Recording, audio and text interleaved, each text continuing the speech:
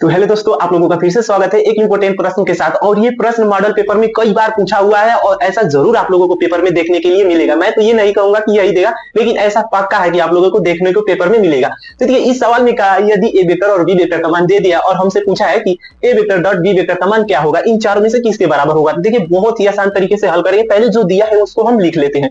यहाँ से ए वेक्टर का मान दिया है आई कैप प्लस जे कैप और माइनस का के कैप, और बी वेक्टर का मान दिया है आई कैप माइनस का जे कैप और प्लस का के कैप। तो सबसे आसान तरीका क्या है आप लोग समझिए। देखिए, यहां से हम जानते हैं आई कैप के साथ डॉट प्रोडक्ट 1 होता है, जे कैप के साथ डॉट प्रोडक्ट 1 होता है, के कैप के साथ डॉट प्रोडक्ट क्या होता है 1 होता है। अगर ये दूसरे के साथ डॉट प्रोडक्ट जैसे आई कैप का जे कैप के साथ डॉट प्रोडक्ट हुआ तो ये ऑटोमेटिक ही 0 आ गया। तो यहां से आप लोगों को समझ में आया क्या करना है, क्योंकि आई कैप के ही साथ डॉट प्रोडक्ट निकालेंगे, क्योंकि इसका 1 होता है। जैसे ही दूसरे के साथ करेंगे 0 0, तो दूसरे के साथ करने का कुछ मतलब ही नहीं है। तो देखिए, यहां से ए वेक्टर डॉट बी वेक्टर आई कैप के साथ डॉट प्रोडक्ट 1, प्लस का माइनस में गुणा माइनस, जे कैप के साथ डॉट प्रोडक्ट 1 और माइनस का प्लस में गुणा होगा माइनस, के कैप के साथ डॉट प्रोडक्ट 1। तो यहां से देखिए, ये प्लस का 1 माइनस का 1 और यहां से चल रहा है माइनस का 1, तो प्लस का 1 माइनस का 1 कट जाएगा, बचा क्या -1, जो कि हमारा ऑप्शन पहले से ही मिल रहा है,